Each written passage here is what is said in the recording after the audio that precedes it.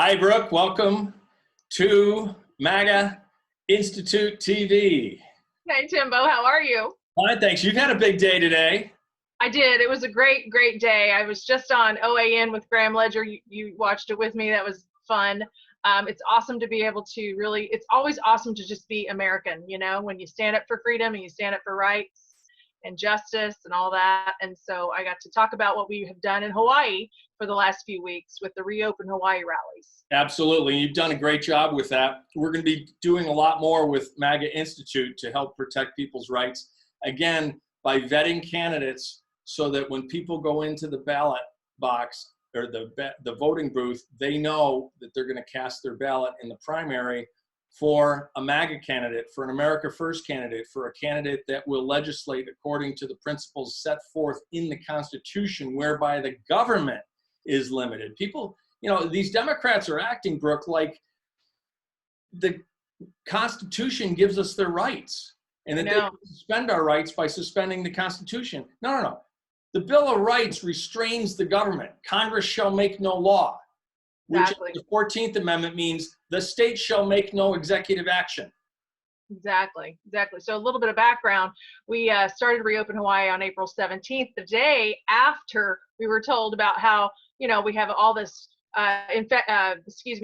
sunlight kills the infection and disinfectant kills the infection. Well, here our governor, our little dictator, actually a little tiny tyrant, I've been calling them, decides that we can't go to the beach anymore. When we had been going to the beach and being able to exercise, now we couldn't even go to the beach. So I got really upset and decided to open up a page. I've been watching Reopen North Carolina, and I have a lot of friends in North Carolina, and they were at the rallies in Raleigh when the lady Monica was arrested, and the Raleigh Police Department, or actually the state capitol police department, tweeted out, "Protesting is non-essential."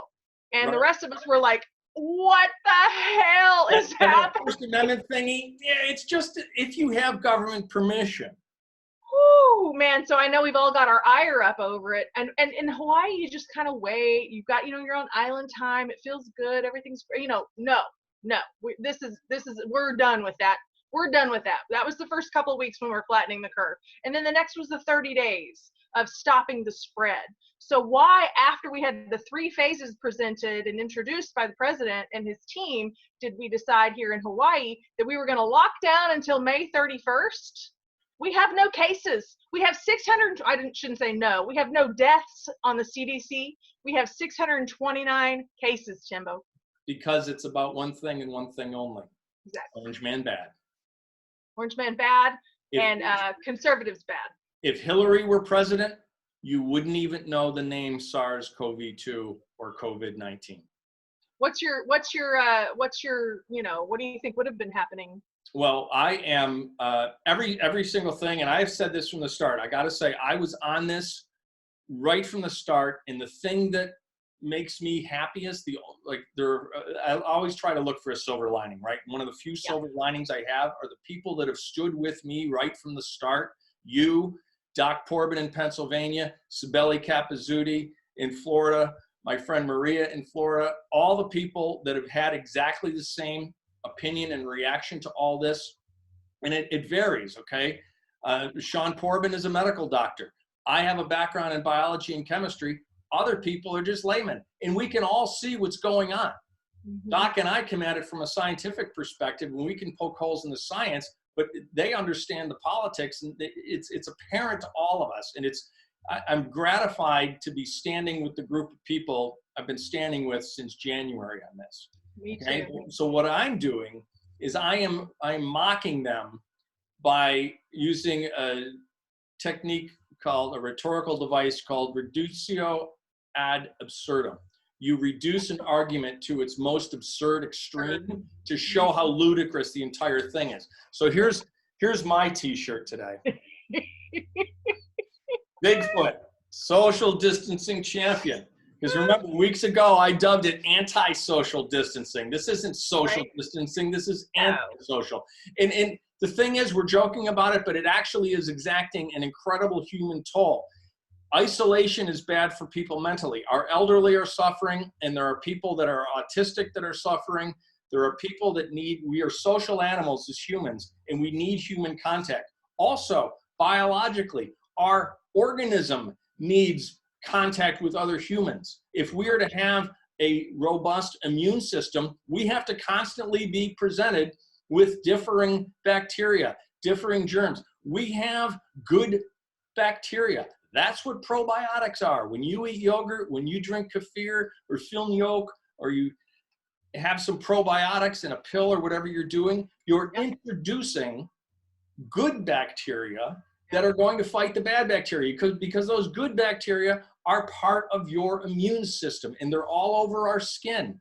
And if we're not touching people, if we're not out, if we're not touching surfaces that have been touched by other people, our immune system is diminished. If we're not getting vitamin D from the sun, our immune system is diminished. If our mental attitude isn't high because we're engaging with other people, our immune system is diminished. So I look at the Democrat response to this as them trying to do two things. They're trying to kill us biologically by reducing our immune system, our ability to fight off any virus, much less this moderately severe respiratory virus. And again, this is, the numbers are no different than any other cold and flu season. In fact, they're not as big as the cold and flu season from 2 years ago.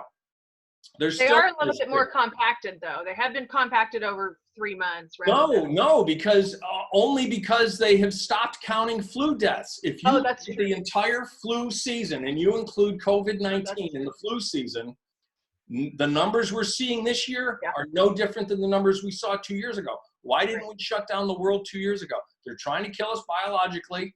Don't go to the beach. Don't go touching people. Make grandchildren afraid that they're going to kill their grandparents. And they're also trying to destroy economies. North Dakota, they already a month ago canceled Nordkostfest, which is the largest Scandinavian cultural festival in the world.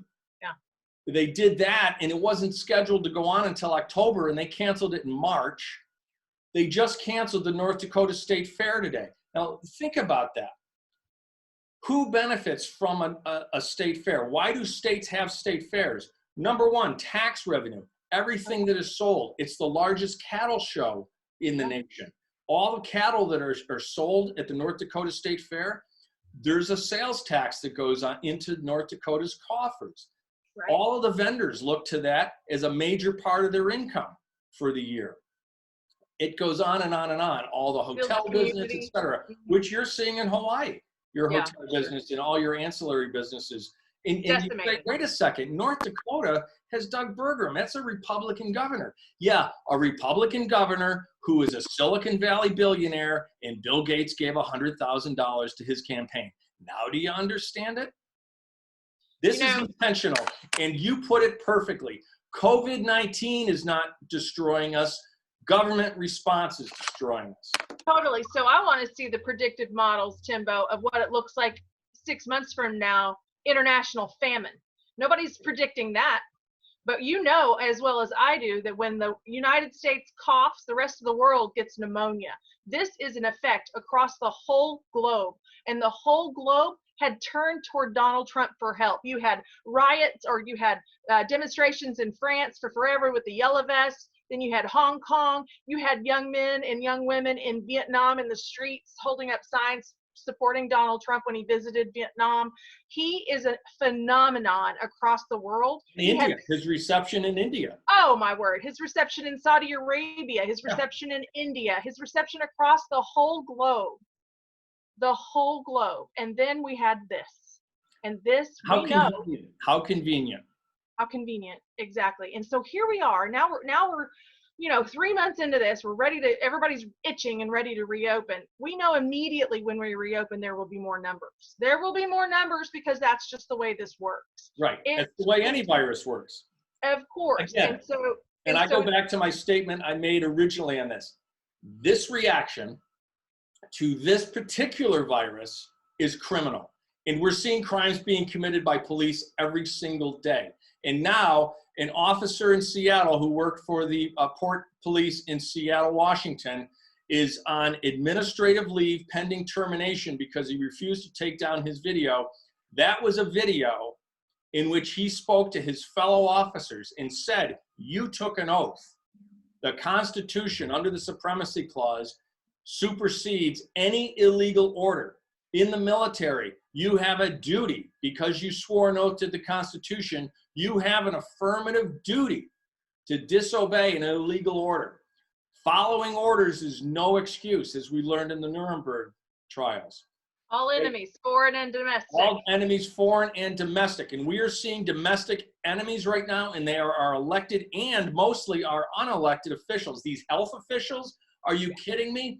The Secretary General or the Director, whatever he's called, of the World Health Organization, the WHO, Tedros. He is responsible for covering up 3 cholera outbreaks in Ethiopia, and they make this guy the head of global health? Right, he's a genocidal maniac, and he's suddenly a hero, and all the way up to the top of WHO. That's all money. And it just came out that China told him to cover up the fact that there's human-to-human transmission, and he did. We need to completely defund WHO, and they're talking about reopening in stages and, you know, for safety. We're all in this together. No, we're not all in this together. This is you versus us. And I have a 1-stage plan to open. Every business, every state, open now. Totally no restrictions. And the problem is, it's numbers. If only onesies and twosies, if we only have the Shelley Luthers and we only have the Greg Andersons as police that are standing up and speaking out against this tyranny, they're going to be able to pick us off one by one. If thousands rise up, if tens of thousands of New York businesses, if tens of thousands of Texas businesses and California businesses and Hawaiian businesses all of a sudden open, if everybody just opens, everybody needs to go Monday and just say, we're open, and make them go business to business and make them arrest every single person and make them do the paperwork for the processing the arrest and for taking the business licenses. Because you can go after a savage up in Sunday River in Maine. You can go after Bing, Bing, Bing. You can pick these people off. The gym that we just saw on OAN in Oceanside, California, they arrested the gym owner for opening his business to try to keep people healthy. Mm-hmm. They can pick us off one by one. If we have a massive uprising, not only of business owners, but of residents patronizing these businesses. If you find a local business that's open, Ted Cruz got on a plane so that Shelley Luther could cut his hair. Wasn't that great? We need massive civil disobedience. We need massive noncompliance. Refuse to comply. I wish we would see that. I know people are scared, though. People are scared. They don't want to stand up. So 2 weeks ago when we had or 2 Fridays ago, we had our first rally in Honolulu called Reopen Hawaii. And about 25, 30 minutes later, the police moved in, as you know, and people scattered. And then half of them came back the following Friday, even though we got the federal injunction filed and we worked an agreement with the governor and the mayor and the police department. Only about 100, a little bit over 100 people showed back up on Friday. So people are scared, even people in our ranks, like liberty-minded, conservative, and they're not all conservative. Many of them just want to go back to work. They just want to work. That's not just a conservative ideal. That's just an ideal for life. You know, you have to buy the groceries somehow to put on the table for your family. So, you know, this is what we've done here. It was nonpartisan.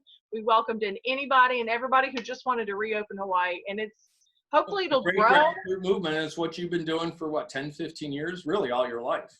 Yeah. Well, people, you have an impetus inside you. You've got an urge. I recognized a long time ago that it doesn't take very much to get a spark into others. If you have courage, then that is contagious.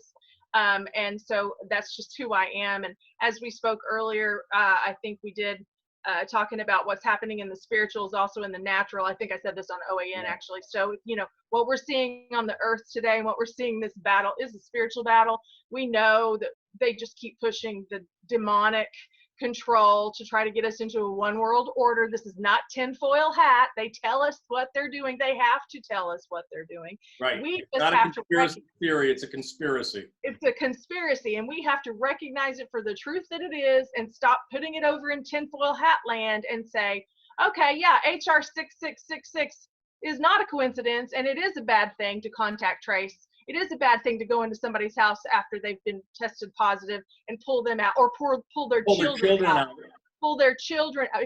If you don't think we've had militias be mad and come up and rise up out of organic behavior before, that'll be the thing that'll push America over the edge. Well, it's funny. I got an awful lot of grief when I first started posting Holocaust memes at the beginning of this. Yeah. I had some pretty hard-hitting memes, and I intended them to be hard-hitting. I wasn't being insensitive. I was intentionally leveraging those emotions because I wanted to point out to people, there was one with a picture of that, the barbed wire fence in Auschwitz that we've all seen. And I said, what does it matter that they want to take our guns? We never use that gun anyway. So what if they wanted to take it? It's not a big deal. What does it matter if we need to register? So we register. That's not a big deal. What does it matter if they take away our business license? We'll find another way to make money. Oh, no, they're just putting us on the train to relocate us. We've moved before. We can move again. What does it matter? They do it incrementally. And what we're seeing today is no different than what happened in Nazi Germany. And I wanted to smack people in the face with it because guess what? Most of the German people were not Nazis, and yet they let it happen. Tiny percentage were Nazis. Tiny percentage. Yeah. But they let it happen. You're right. Let it happen. Yeah. So there's a great meme that I just love. I posted it, again, weeks ago now, maybe a couple months ago. The Statue of Liberty over with their head in her hands and the torch down by her side. And there's somebody with the sign that just, a little thought bubble that just says, we got scared. Being afraid is no excuse for rolling over and letting them steamroll you. We all get afraid. It's like we forgot how to be Americans. Right. It's like we forgot how to be. I don't think most of these people ever knew how to be Americans. Seriously. Many didn't. That's true. But the government isn't here to protect my health. The government is here to protect my rights. It's my job to protect my health. Let's talk about this. What about all the health care is a right? Okay. Let me have my right to my own health care. Thank you. How about my body, my choice? Not taking your. I'm not taking that damn vaccine. Nobody in my family's. Sorry, Fauci, no royalties for me. No. All of a sudden, Bill Gates is the global health czar. Are you kidding me? The guy can't even program a computer. He's no computer geek. He's a raving lunatic. Timbo, he talks like this with his hands all the time. He's a raving lunatic. People are like, well, that's autistic. I said, no, it's demonic. Bill Gates of hell. Yeah. Yeah. Not a Bill Gates fan. And, what are we going to do, Tim? What are we going to do, Timbo? We're going to use, neither of us have there's a list of the gifts of the Holy Spirit right there in the Bible. And you and I have been given the gift of voice. And you and I have used our gift of voice all our lives. And that's what we're doing here. That's what we're doing with MAGA Institute. We're calling BS out on these fake conservatives. They might be Republicans, but they're not conservatives, and they're not going to get MAGA certified. Okay, no. Actually, we're not shills. We're not doing this for any other reason other than to give voters information and give them a degree of confidence when they go into the ballot box in the primaries that they're going to vote for a candidate that's going to stand up for their rights. Case in point, our very first certified candidate, Sheriff Troy Nelms in Texas 22. Yes. Have you heard what Kathleen Wall, his Republican opponent, is doing? No. She sent out ballots to every Republican constituent in Texas 22, pre-marked as being disabled, because in Texas, you can only vote by mail other than as an absentee that you're going to be away. You can only vote by mail if you're disabled. So she sent them out ballots that were pre-marked disabled. That's illegal. That's a Republican doing that. That's illegal. She'll get in some trouble for that. Well, he called her out for that. Sheriff Nelms is he is one of our constitutional sheriffs. Yeah. We have a few constitutional sheriffs. One of them in Washington has spoken up, and he has been told to either toe the line or resign. North Carolina has some. North Carolina, I can't remember which county, but it has some constitutional sheriffs. I don't know who's telling this one in Washington State. Actually, it wasn't Washington State because it was a woman governor. It was in, I'll have to find the site. Maybe Oregon, Kate Brown. It was Oregon. It was Okay. Kate Brown. And she said comply or resign. The sheriffs are elected officials, Miss Brown, and you don't have any right to tell them to do anything. Unfortunately, in some states they do. In New York State, they literally amended the Constitution so that the sheriff, who is supposed to be answerable only to the citizens of his or her county, is answerable to the governor. Cuomo removed sheriffs. Incrementalism. Yeah. Just like it was incrementalism when they took away 17A. State legislatures are supposed to elect our senators. We're not supposed to elect our senators. We've got the people's house. The Senate was supposed to be the state's voice in Congress. That's right. They took that away from us. Incrementalism. Oh, no, we're not talking about wages. No. The income tax, 16A, only applies to passive income. It only applies to investment income. We're just taxing the 1%. Oh, yeah, by the way, we're going to need to tax your wages too. Oh, and by the way, we don't trust you to pay us, so we're going to, by law, at the point of a gun, take the money out of every single one of your paychecks. Social Security is a completely voluntary program. Okay, yeah, so it's not voluntary. Oh, and we don't trust you to contribute on yourself, so we're going to take money out of every single paycheck for that. Oh, but the federal government will never use that money except for Social Security. Oh, no, we're going to change that so now that it can. So basically, Social Security is the world's largest Ponzi scheme. If you and I did it, we'd be in federal prison. It should be illegal for the government to do something that is illegal for citizens to do. I want to talk about what my government is doing here in the state of Hawaii. Tell me about mini Cuomo Ige. Yeah, he is. Bless his heart. So we know that the lockdown has been extended. We have the least amount of deaths. In fact, after the CDC revised their numbers, we actually have zero deaths. Zero. And how many billions is the Hawaiian economy losing every single week? Oh, it's untold. It's untold. I can't even tell you. I don't even know the number, but we are going to pay for this. There will be hell to pay. But one of the projects they are working is something called, from the Hawaii State Commission on the Status of Women, from the Department of Human Services, State of Hawaii, this little number called Building Bridges, Not Walking on Backs. Subtitle is A Feminist Economic Recovery Plan for COVID-19. It's a 20-page plan about, taking care of the indigenous female and taking care of the non-binary and the non-femme and abortion is an essential activity. Oh, always giving you rights to abortion, always giving you access to abortion. Yeah, because we don't need an economic recovery plan. We need a feminist economic recovery plan. Right. So $24.50 an hour for single moms. Tell me, who's going to hire a single mom again if they're forced by the government to pay them twice as much as a non-single mom? Right. Nobody's going to hire them. And we just saw Secretary Mnuchin today said, well, after these states are asking for more money now. As we know, all Cuomo is doing is papering over the fact that he has been an abysmal failure as governor. Failure with a capital F. He earns an F degree as governor of New York. He's got us billions in the hole, and he's trying to paper over his mismanagement with this Corona con. And now he's trying to hold up the government for more. And those Samaritan Purse volunteers that went to New York to work in the Central Park hospital that wasn't needed.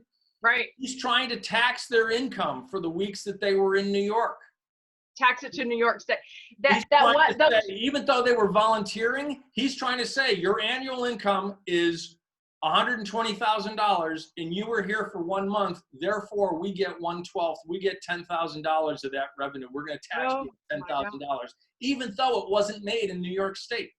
That's how outrageous this is, Brooke. Such a crook. Okay, so you mentioned that Samaritan's Purse wasn't needed, but they really were. It's just that Cuomo was sending the people back to nursing homes. Because he got $13,039 if they went on events.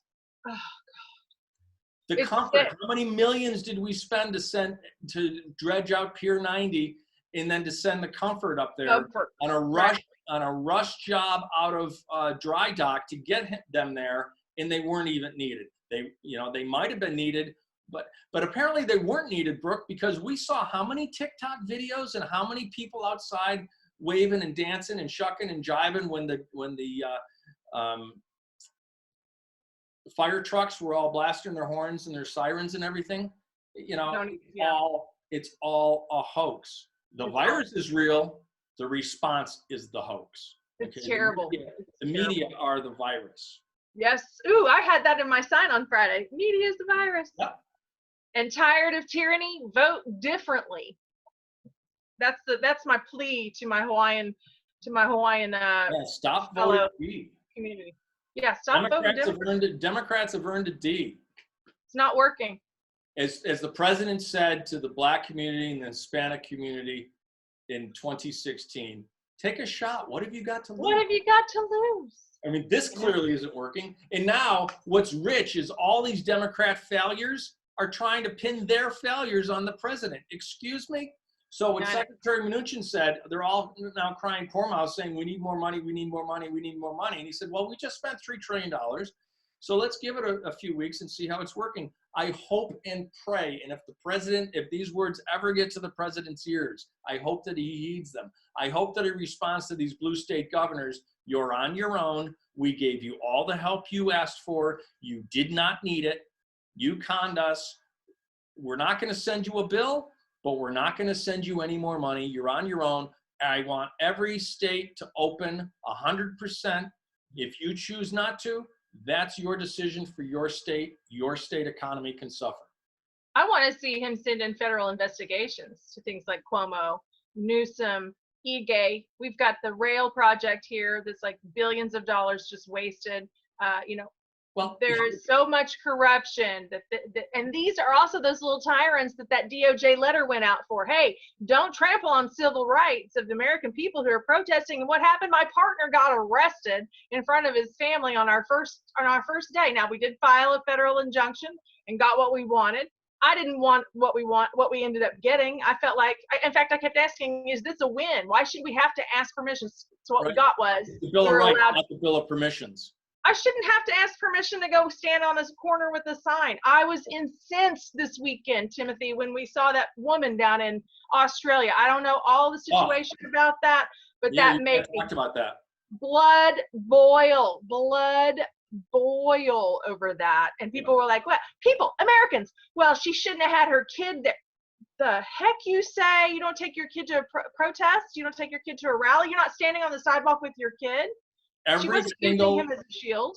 Every single federal, state, county, and municipal law enforcement officer that enforces an illegal, anti-constitutional, ultra vires executive order has committed a crime under 18 United States Code, Section 242, and they need to be held. These police need to be held criminally liable. So you've got Greg Anderson, getting back to what we were first talking about, does a great video. Very much so. To his fellow officers saying your oath to the Constitution supersedes any illegal order. I don't care if your entire command tells you, it is your responsibility. And he said in that first video, look, I'm right there with you.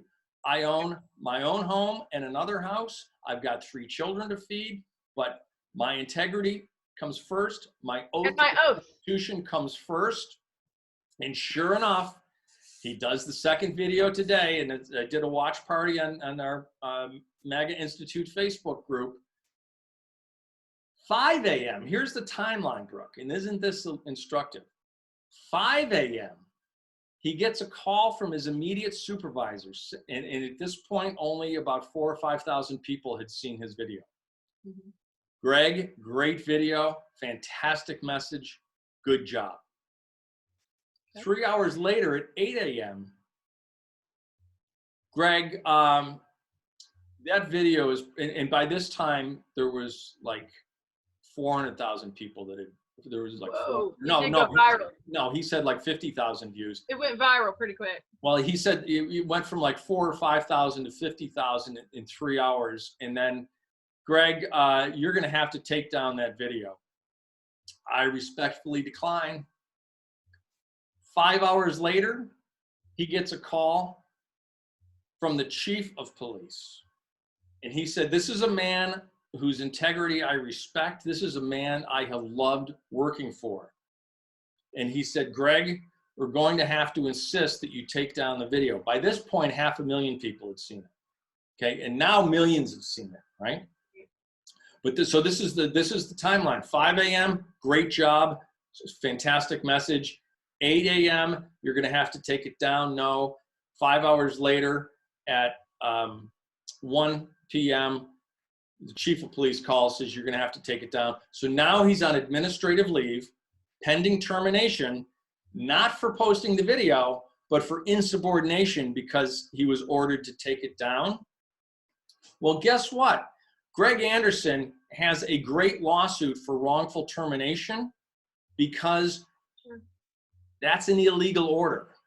Yeah. Ordering him to take it down after it had been approved, and he said they threw all these policies at me. You know, the social media policy, the this policy, the that policy. Using the car, using the trooper car, all of it. Said all of them are superseded by the Constitution under the Supremacy Clause. Right. All of them. Right. So he's got a great cause of action. I hope that Jay Sekulow takes it up. He said at the end that his dream, he's excited to be moving on to his next adventure. You know, he was a ranger in Ramadi in 04 and 05. Right. He's definitely an oath keeper. But the thing is, we don't need onesies and twosies of Greg Andersons. We need thousands of Greg Andersons. We need all of these police to say, no, we will not violate our oath. We will not enforce these illegal orders.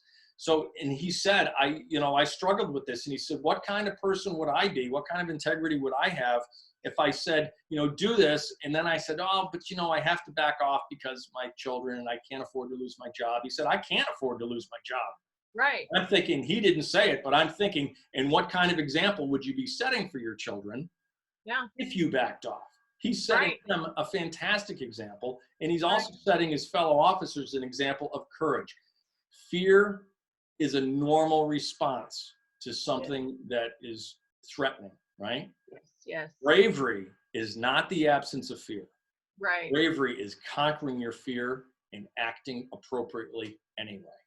And it might be a little uncomfortable for a little while, but think of the message that you're sending into eternity.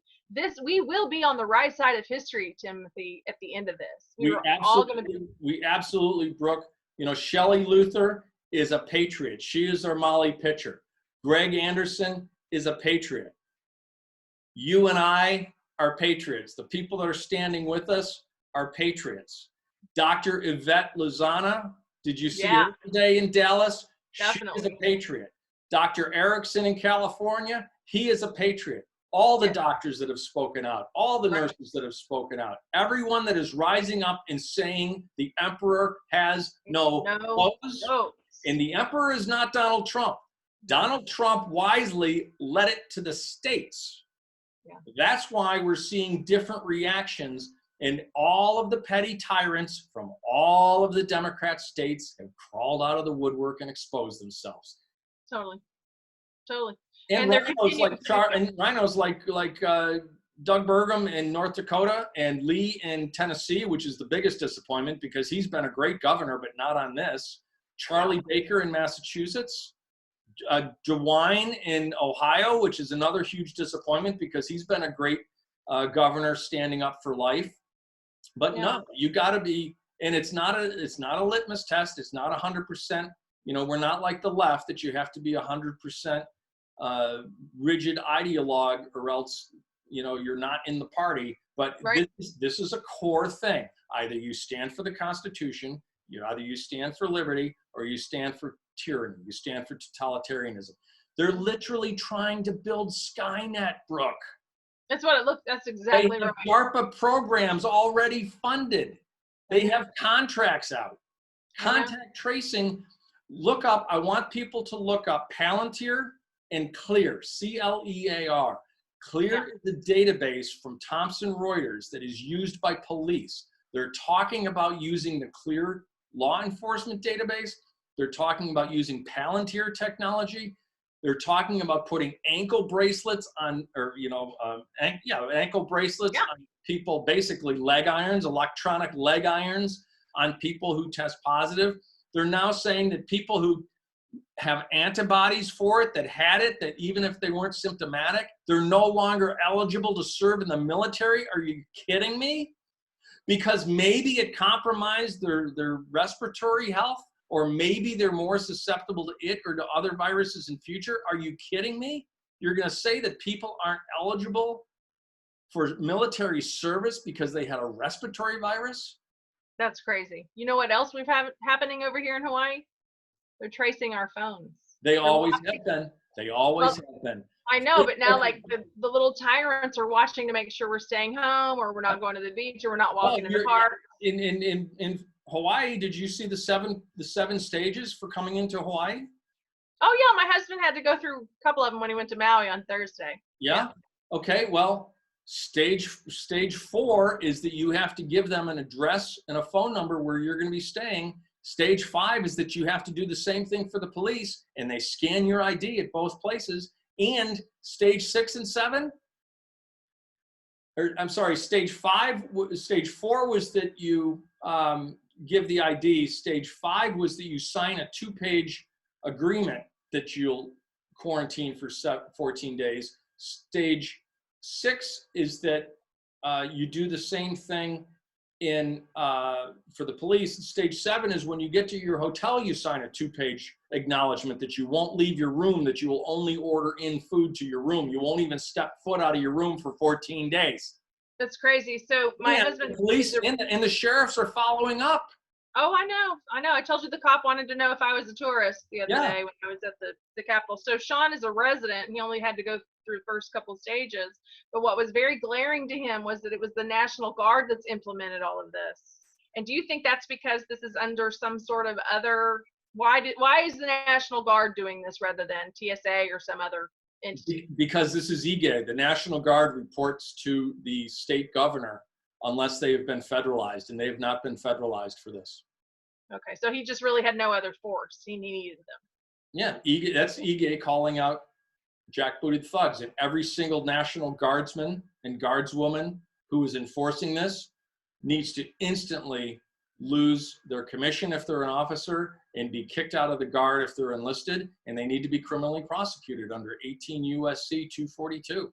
For people that don't know, Title 18 is the federal criminal code. They're just following orders, Timothy. Nope, no excuse. Following orders. No excuse. That's what Jason told the police officers when they were arresting him. Yep, he actually said, "You sound like the Nuremberg trials." That's exactly what they said. And that's exactly what it is. Now, speaking of Nuremberg trials, it's very interesting. Do you know about the Milgram experiment? I don't believe so. Milgram experiment was a psychological experiment conducted at Yale University in 1961, which is when the Eichmann trial was taking place in Israel. Mm-hmm. And Eichmann's defense was, I was just following orders. Right. So Milgram is this psychologist at Yale, and he puts an ad in the local New Haven newspaper, not for Yale students, but for regular New Haven citizens, bankers, barbers, truck drivers, news vendors, regular folks. Yeah. And the experiment was designed thusly. There are 3 parties to the experiment. There is the experiment conductor, there is the teacher, and there is the learner. Yeah. Okay? And the teacher was really the subject of the experiment, but the teacher and the learner weren't identified. So they would tell people, okay, you show up at 5 o'clock. So they have 2 people show up at 5 o'clock. And then here's what happens. They draw slips of paper out of a hat. Mm-hmm. And, or maybe they flip a coin to see who goes first. Okay. And then if the mark, because one of the 2 people that come in is a confederate of the experimenter. He's in on the experiment. So if he goes first and he draws a slip of paper that says teacher, he says, oh, I got the, they both said learner. So if he gets a slip that says learner, he says, oh, yeah, I'm the teacher. And the other guy, even if he gets the slip, he'll look at it and say learner, because they both say learner, right? Yeah. I'm sorry, they both said teacher. So he it really says teacher, but he tells them, nope, I'm the learner. And so then the other guy, if he looks at his slip, says, yeah, I'm the teacher. Or if the mark went first, he says, I'm the teacher. And the other guy says, okay, I must be the learner. Well, the learner, again, is in league with the experimenter. Gotcha. So they all go into an adjacent room, and the experimenter straps the learner into a chair that looks an awful lot like an electric chair. There are arm straps, and they attach electrodes to him. And there are 4 buttons in front, push 1, 2, or 3, or 4. And now these electrodes, if you get an answer wrong, you'll receive a mild electric shock. And he gives both the learner and the teacher the electric shock. So that you can see it's relatively mild. It's like if you zap a 9-volt battery with your tongue, right? It's just a little zap. Yeah. So then, and it's word pairs. And you have to memorize word pairs. And so he gets a couple right, the learner does, and then he gets one wrong. And the teacher says, I'm sorry, that's incorrect, and gives him a shock, which is the little zap to begin with, right? Well, unbeknownst to the teacher, the learner has completely unstrapped himself and has started a tape recording that's punched to the buttons. So now, after every wrong answer, like the next answer, the learner says, ooh, that's a bigger jolt than last time. And the experimenter breaks in and he says, I'm sorry, I forgot to tell you, with every wrong answer, we increase the voltage 15 volts. Okay, well, it gets up, 300 volts is a lethal dose, right? Whoa, right? So they keep going, and the tape responses are horrible. It's like, please, for the love of God, don't zap me. I know I got it wrong, but don't zap me, don't zap me. And he said universally, the teacher would become physically distraught, biting their lip, scratching, sweating, shaking, stuttering, not wanting to go forward. And the experimenter would say, you must continue. No, it would start with, please continue. Yeah. You must continue. You have no choice. It's not a movie. It wasn't made into a movie. Yeah. You have no choice but to continue. Yeah. Brooke, they validated the experiment beforehand by doing a survey of local Yale undergraduates.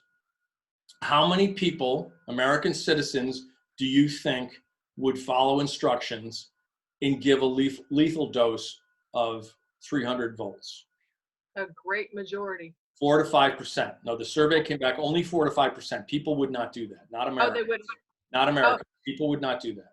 Okay. And then he polled medical professors from Yale and from around the country. How many American citizens do you think would give a lethal dosage of electricity? Again, 4 to 5% came in. Okay. 2/3 not only gave the lethal dosage of 300 volts, they gave the maximum voltage, 400. That's what I remembered about it, and I couldn't remember why. His thesis was that there is something intrinsic to the German culture, to the German people's mindset, that they were more willing, they were more conditioned to follow authority and to follow orders. So his entire experimental premise was Americans are different from Germans, because his next phase was to do the same experiment on Germans. And what he expected to find was that only 4 to 5% of Americans would, but 60 to 75% of Germans would, and say, see, there's a cultural difference here regarding authoritarianism, etc. He was blown away. And this was before science really got politicized, and he had the integrity not to cover up the results, but to come out and say, I'm completely gobsmacked by these results. We thought 4 to 5% would, and 65% gave the maximum dosage. 300 is fatal. They gave 450. It's called the Milgram experiment, M-I-L-G-R-A-M. People can go look at it. That's exactly what we're seeing today. Yeah. People are sheep. They are mindless zombies. Their television told them to wear a mask. It doesn't matter that it's anti-science to wear a mask. It doesn't matter that wearing a mask will actually make them sicker. We had a woman. Their mayors and governors told them to snitch on everybody. We had a woman in New Jersey crash into a tree because of low blood oxygen because she'd been wearing her mask all day. And that's the other thing. It came out last month that the Stasi wasn't just a network of secret police agents and informers. It was a network of citizens. They had snitch lines.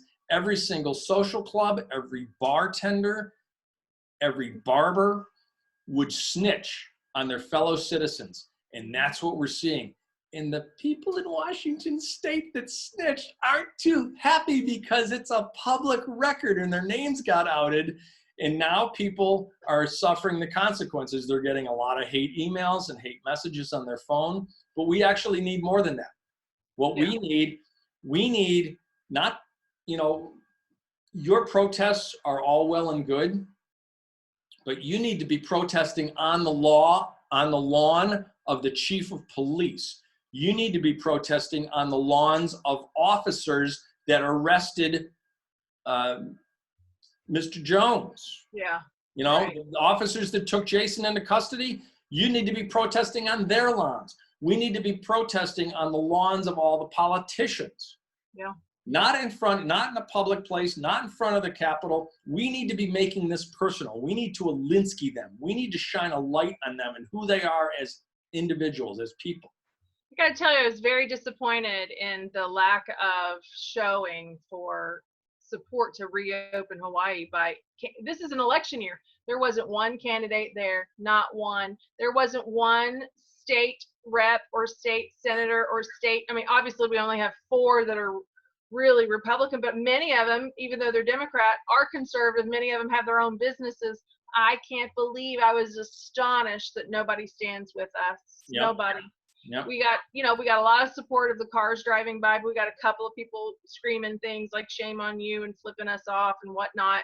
Very few, but then when you look at the stuff that you see in the community on social media, because people always get more guts on social media, they really are shredding the people here that are supporting Reopen Hawaii. We have 1,200 on our page currently. It's only going to continue to grow as this continues. It's disheartening that it's taking so long to actually get people to really, respond and stand up for themselves. I think once they learn about the food insecurity for Hawaii and how, we are dependent on the ships, and if the ships aren't coming, then we're an island of starvation. I think once they understand that, then they'll stand with us. It'll be too late. I mean, that will be too late. You can't live on pineapple and Maui Wowie, bro.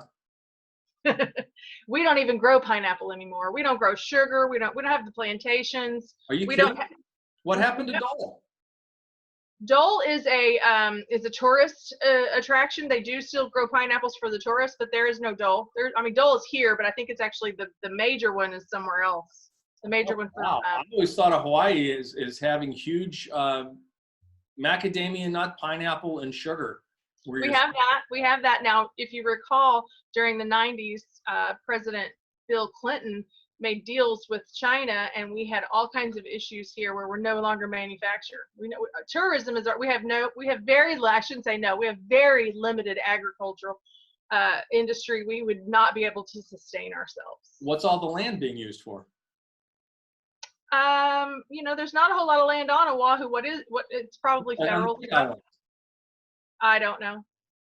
That just used to have thousands of acres of pineapple and sugar. There's still farms, there's still ranches, but yeah, we don't have nearly the industry that we once did. Not at all. See, now here's what I think the president can do. Because it's like a parent, right? Donald Trump is like daddy that says, okay, children, run along, do whatever you want, and gives them, just like God has done with us, right? God has given us all free will. Yeah. He's like, okay, children, make your own decisions. You want to make your own decisions? You go make your own decisions. See Right. how that works out for you. Okay, Right. Israel, you want kings? I'll give you kings. Exactly. So he declared the emergency to open up the funds for everybody. That's fine.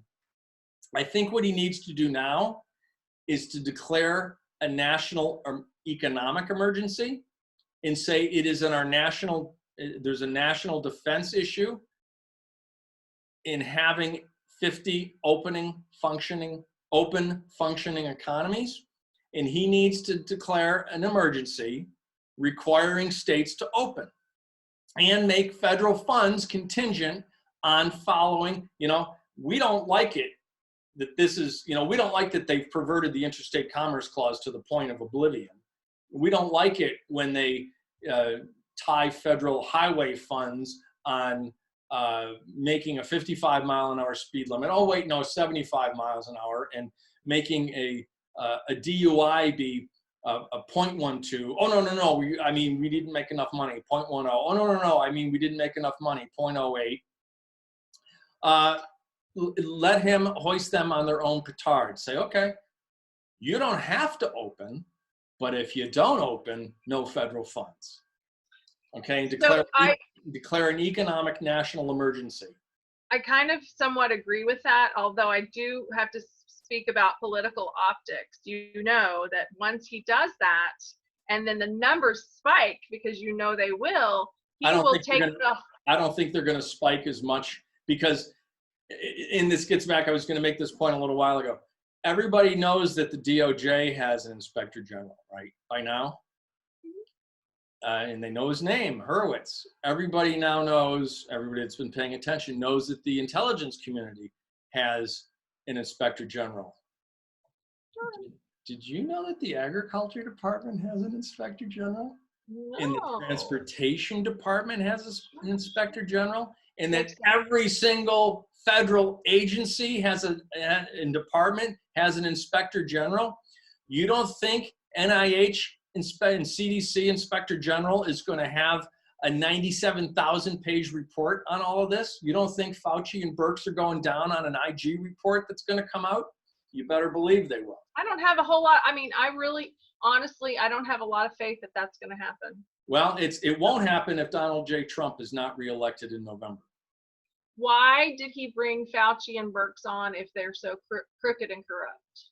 Did we know Fauci and Birx, much less that they were crooked and corrupt, before he shined a light on them? No, but he's never pointed that they are crooked and corrupt. That's what we found on our own. Political optics. He doesn't have to. He just keeps handing people rope. He has done this time and time again. And so now he can say, gee, because he praised Fauci, right? Gee. For sure. Her too.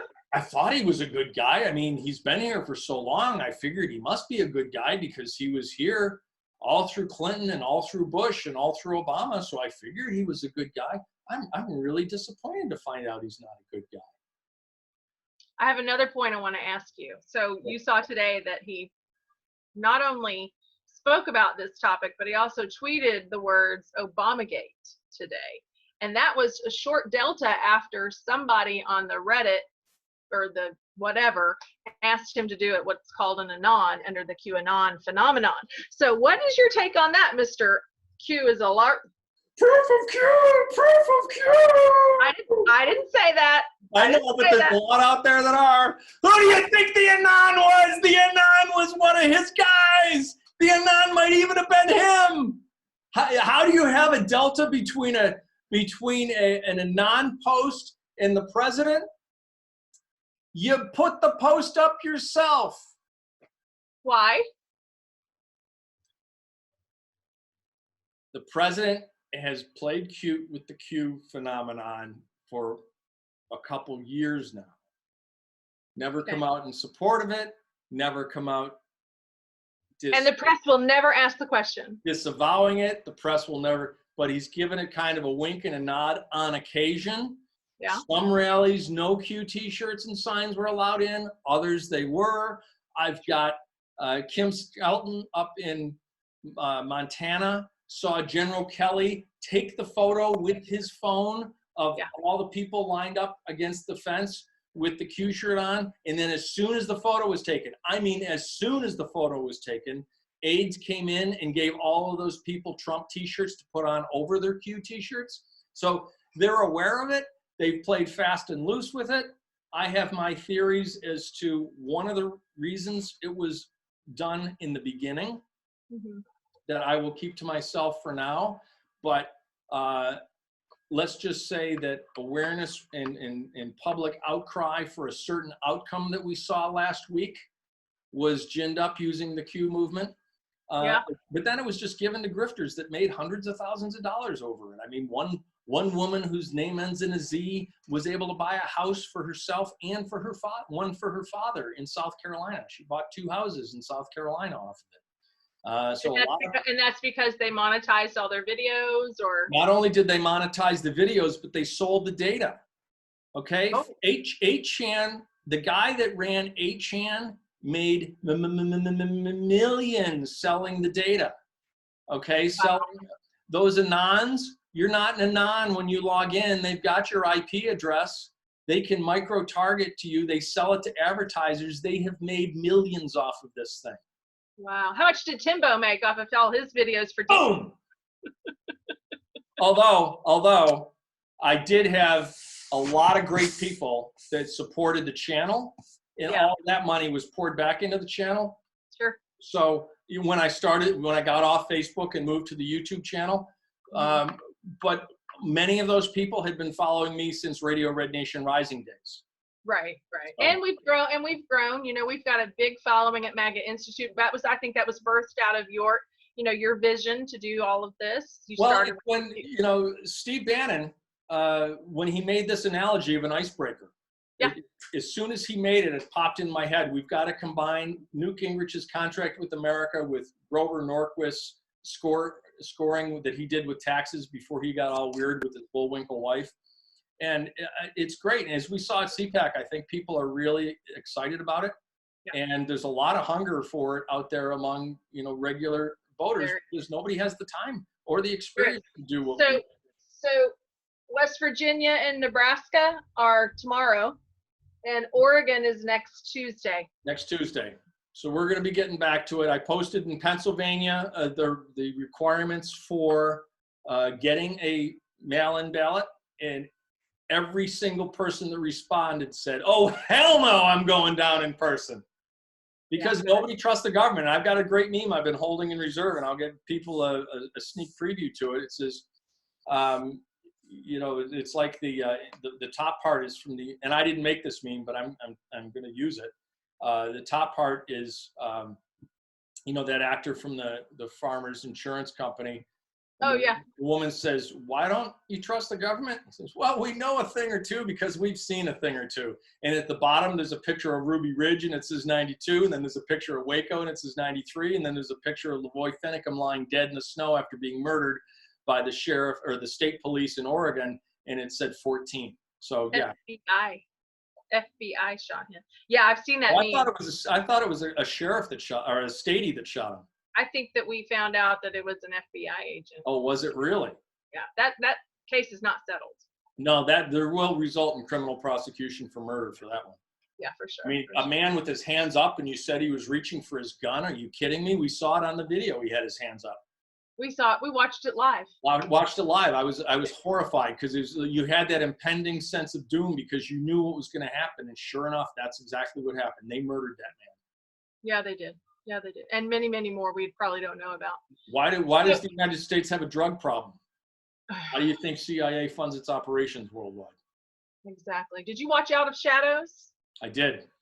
And I hope our people did too. I think it's still around. If you haven't been able to, go to outofshadows.com and watch that very important 1 hour and 17-minute film.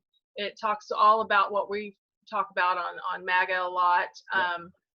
I just want to encourage people to don't give up. This is okay. What we're dealing with is hard, and we're with you. And I know that it is like we are so tired. We just want to get out in the sun, and we want to get back to work.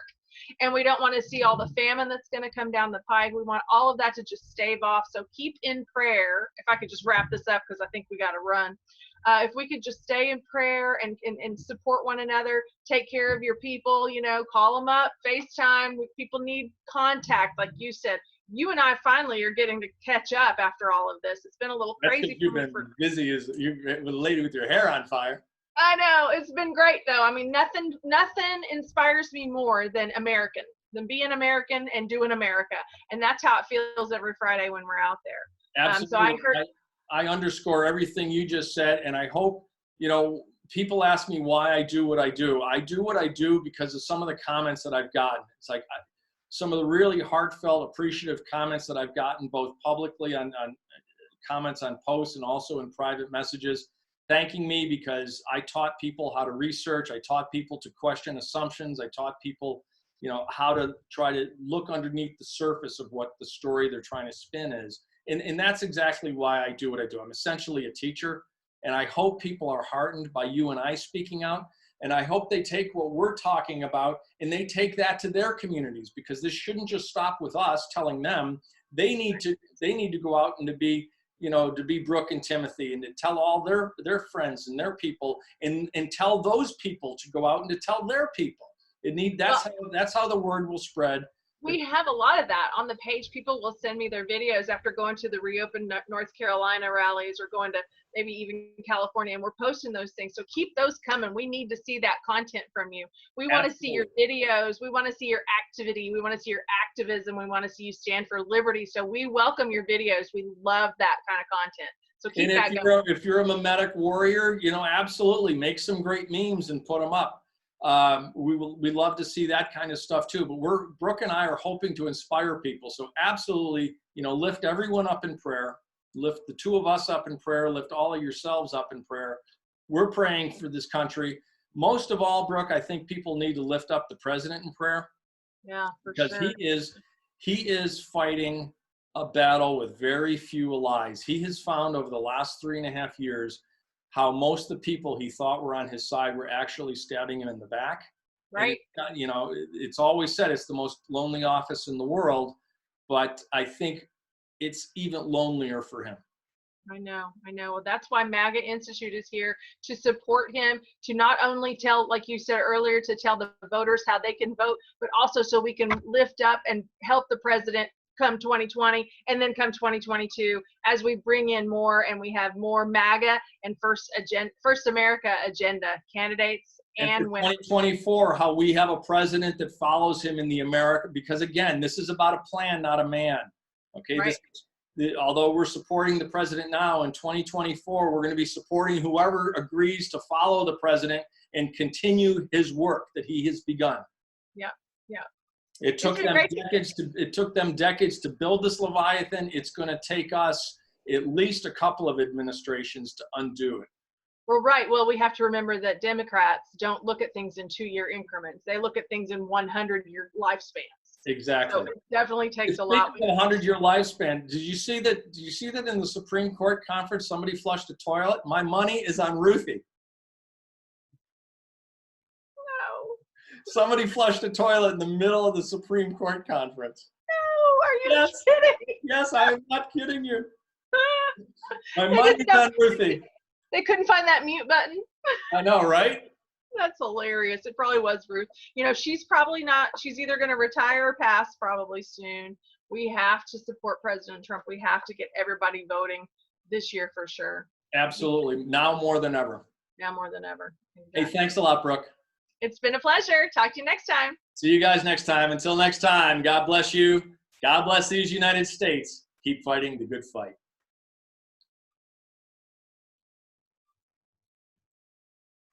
And I'll clip it there.